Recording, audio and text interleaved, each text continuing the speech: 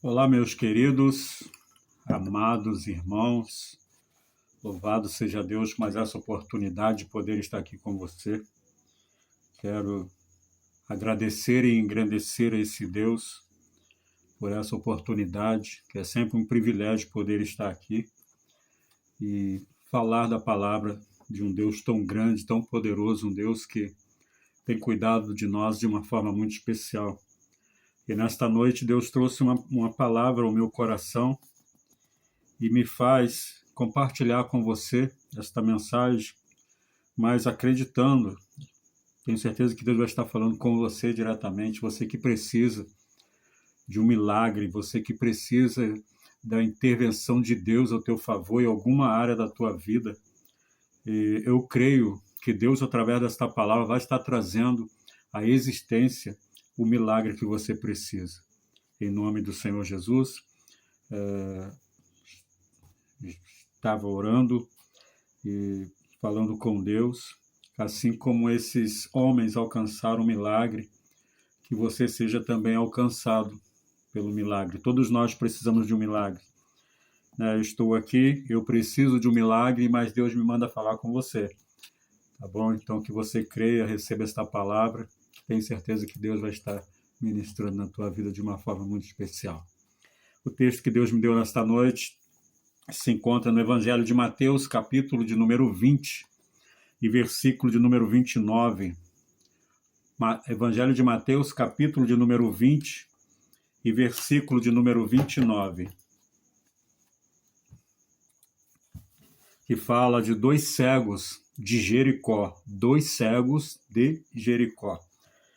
Vamos estar lendo então em nome do Senhor Jesus. Diz assim a palavra de Deus: e saindo eles, ou seja, Jesus com a multidão que o seguia, de Jericó, seguiu uma grande multidão.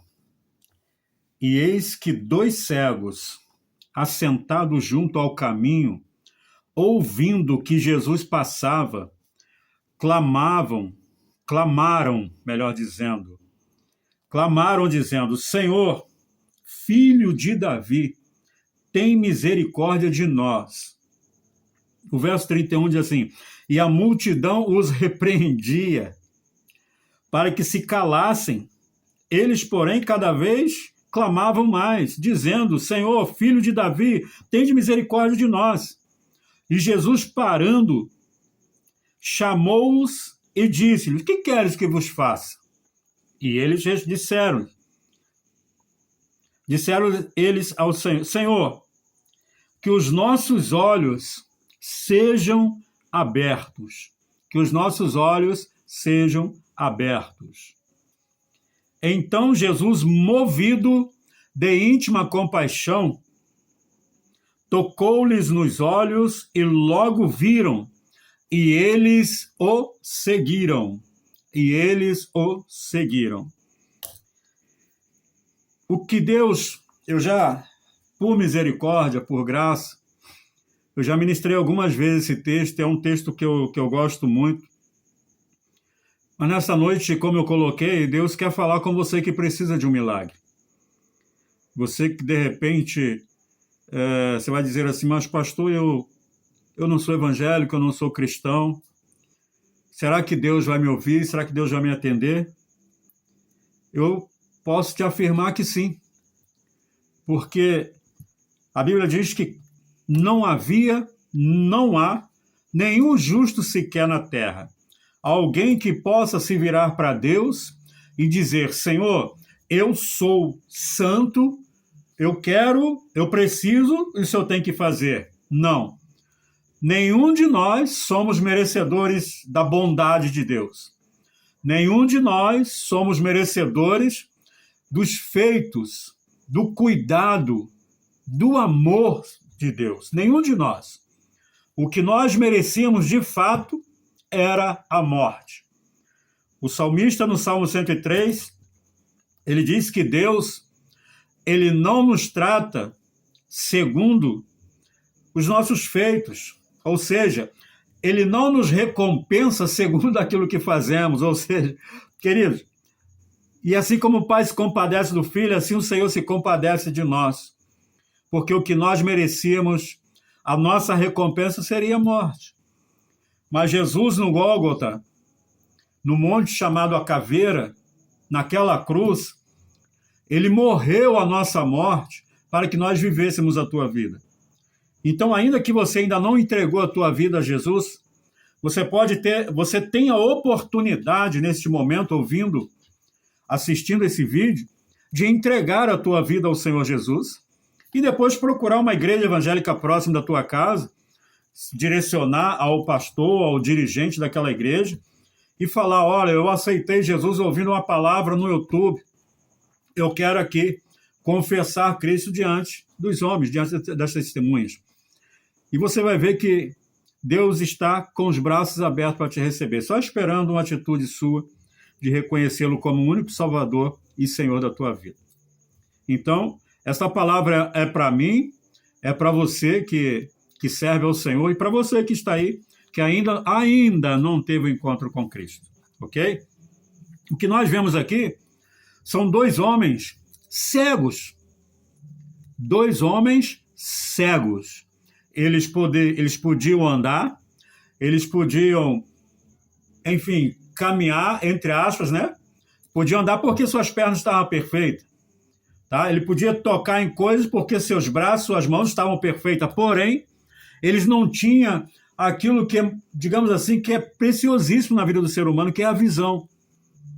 Eles não contemplavam a luz do dia, nem a noite, porque a sua vida era trevas. Era tudo escuro. Ou seja, a situação daqueles homens era muito triste. E a Bíblia diz que eles estavam à beira do caminho, sentado à beira, junto ao caminho, certamente mendigando, precisando da ajuda das pessoas. E não é hoje, não é de agora que as pessoas, infelizmente, algumas, são má o bastante para, ao invés de abençoar, ajudar, eles preferem, às vezes, até humilhar a pessoa que está ali precisando de ajuda. Mas Jesus passando, e diz a Bíblia, que eis que dois cegos assentados junto ao caminho, ouvindo que Jesus passava, clamavam dizendo: Senhor, Filho de Davi, tende misericórdia de nós. E o mais triste nesse evento, nesse texto, é que a multidão que seguia Jesus tentaram calar esses homens. Porque a multidão os repreendia para que eles se calassem, ou seja, para que eles não clamassem mais. É triste dizer, é muito triste dizer que hoje não é diferente. O que Deus está falando comigo e com você, de repente o milagre que eu preciso, ou que você precisa, tem te feito chorar, tem te tirado sono, tem te tirado o apetite. E quando você está na igreja, você se derrama, você chora, você grita, brada. E vai ter sempre alguém olhando para você com um olhar indiferente, como quem diz: está maluco, está maluca, porque não sabe na realidade o que você está passando. A multidão que acompanhava Jesus, que enxergava, que podia caminhar, podia tocar em Jesus, não tiveram compaixão, não olharam com misericórdia para esses dois homens. Porque na mente deles, esses dois homens estavam incomodando Jesus. Imagina uma multidão falando atrás de Jesus. Imagina o barulho, as conversações. E esses dois homens que precisavam de um milagre. Diz a Bíblia que, ouvindo o que Jesus passava, eles clamam: Jesus, Filho de Davi. Eles já tinham entendimento que a raiz de Jessé viria enviado ao mundo, como diz Isaías 35, e que o cego teria visão. O mudo ia falar, o surdo ia ouvir, o coxo ia andar, os leprosos seriam purificados. A impressão que eu tenho é que eles tinham esse conhecimento de ouvir. Porque eles clamam: Jesus, Filho de Davi, tende misericórdia de nós. Tende misericórdia de nós. Enquanto a multidão que não tem misericórdia, que não tem compaixão, a gente vê aquele texto, me foge agora o livro e o capítulo, e também o versículo, mas que fala da parábola do bom samaritano. A parábola que Jesus fala acerca do bom samaritano é que havia um viajante que tinha sido roubado, assaltado, maltratado, bateram nele, e ele estava caído, quase sem vida, precisando de ajuda. Aí passa os religiosos, passa sacerdote, passa, se fosse hoje, passa pastor, passa missionário, passa bispo, passa isso, passa aquilo. Olha e ninguém estende as mãos. Aí se aproxima um samaritano no seu animal, vê aquele homem caído, e este samaritano, ele para, socorre, faz ali os primeiros socorros naquele homem que precisava de ajuda, coloca sobre o seu animal e o conduz, digamos assim, a um posto de saúde mais próximo. E lá ele fala, olha, cuida desse homem, não olha para o quanto vai custar, cuida dele que na volta eu acerto. E aí Jesus pergunta, quem teve mais amor? Quem foi bom aqui? Foi o pastor? Foi o bispo? Foi o missionário? Foi o apóstolo? Foi a irmã do círculo de oração? Foi o melhor obreiro da igreja? Não. Foi um samaritano, inimigo dos judeus. Samaritano, o bom samaritano. E a gente vê aqui agora uma multidão seguindo Jesus sem propósito, seguindo Jesus sem propósito. Seguindo Jesus sem propósito. E quando alguém começa a clamar com propósito, porque eles queriam ver, eles queriam enxergar, e eles sabiam que Jesus podia mudar a história da vida deles. E Jesus, diz a palavra de Deus, no verso 32, Jesus parando, chamou-os e disse, o que vocês querem que eu vos faça? Disseram eles, Senhor, que os nossos olhos sejam abertos. Então Jesus, movido de íntima compaixão, tocou-lhes nos olhos e logo viram. E eles o seguiram. Agora eu quero te falar algo muito interessante. Aleluia. Ai, decanta labachurian, decanta labas. Uma multidão seguia Jesus sem propósito, sem objetivo nenhum. E estes dois homens que clamam, recebem o milagre, recebem a bênção, eles começam a seguir a Jesus. Eles começam a seguir o mestre. Agora imagina, eu posso, aqui conjecturando, eu posso afirmar para você que estes dois homens começaram a seguir Jesus com propósito, com espírito de gratidão ao Senhor. Como quem recebeu o milagre de Jesus. E eu, e nós? Será que eu tenho seguido a Jesus com espírito de gratidão, gratidão por tudo que ele tem feito? Como diz o salmista, que darei eu ao Senhor por todos os benefícios que me tem feito? O que eu estou querendo dizer é que existe o ontem, existe o passado, e nós estamos aqui agora no presente. E o apóstolo Paulo diz, eu quero trazer à memória o que me dá esperança, o que me traz esperança. Eu preciso de um milagre, Mas eu preciso esperar este milagre, porque o que me traz esperança são os milagres anteriores que Cristo já operou na minha vida. Que eu já vi esse Jesus operar em outras vidas através da minha vida. Então isso me dá esperança. Estou dizendo para você que é fácil esperar. Mas eu estou dizendo para você que nesta noite, preste atenção comigo.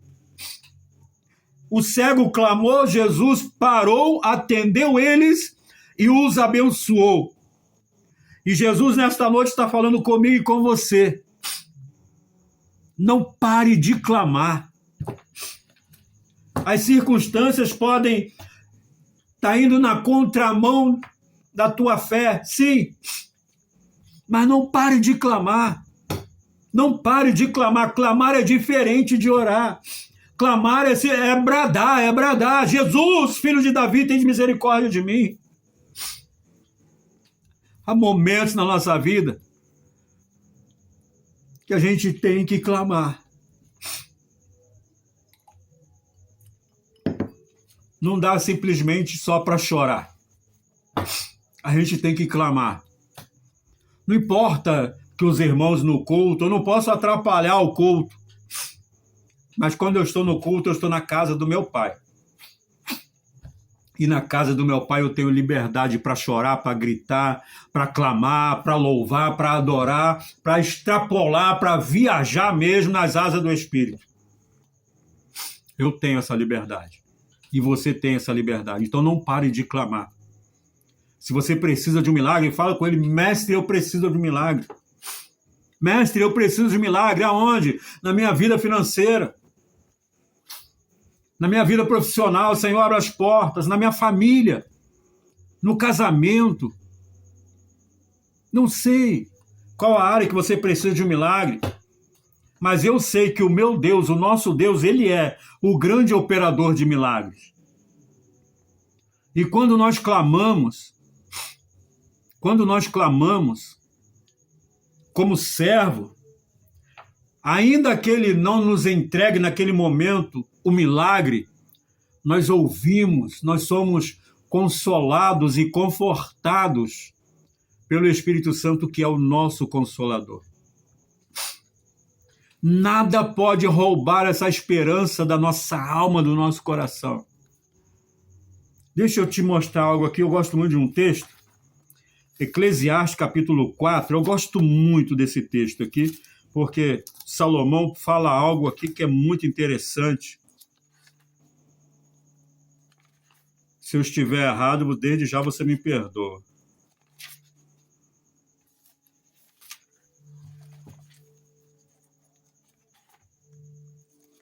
Eclesiastes capítulo 4, do livro do pregador.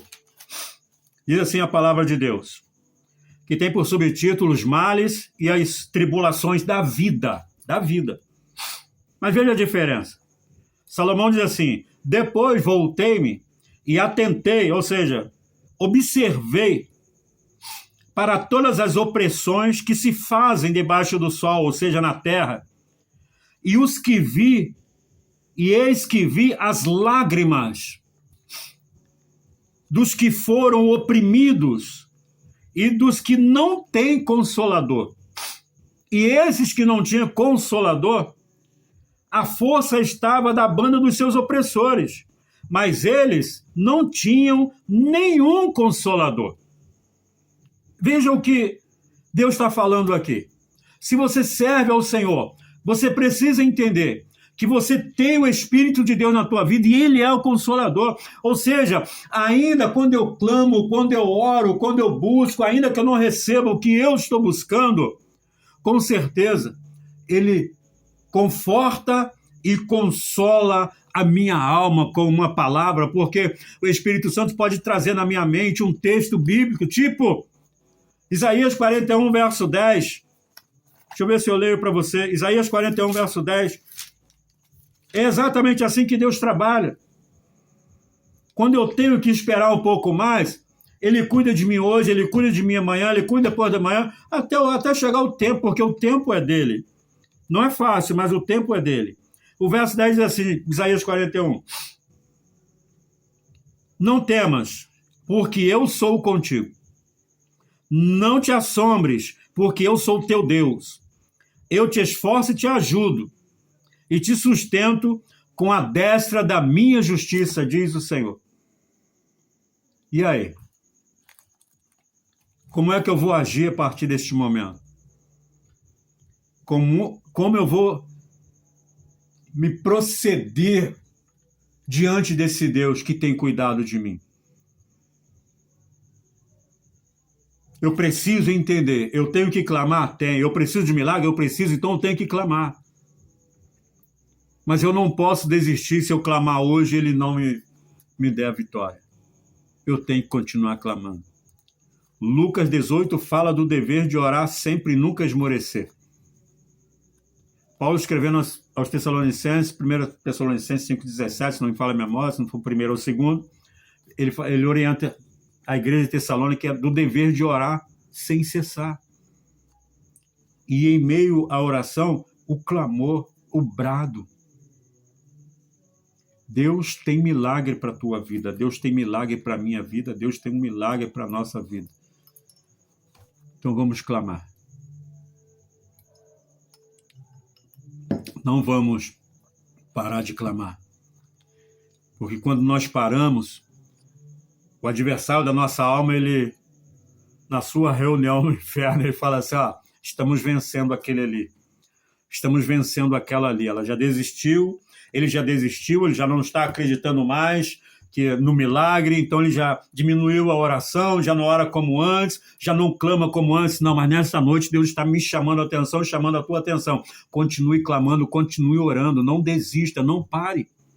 Ainda que a figueira não floresça, querido, e não haja fruto na vide, e o produto da oliveira minta, ainda assim me alegrarei no Deus da minha salvação. Ainda assim. Então a palavra para mim e para você nesta noite é: não pare, não desista, não esmoreça a tua fé. Continue clamando. Se alguém te chamar de louco, maravilha, é um bom sinal. Quando você está clamando e as pessoas te chamando de louco, é um bom sinal, que um dia eles vão entender a razão do porquê. Amém? Receba esta palavra no teu coração, na tua alma. Jesus te ama, Jesus me ama. Jesus nos ama de uma forma muito especial. Deixa eu descer aqui, eu vou compartilhar com você.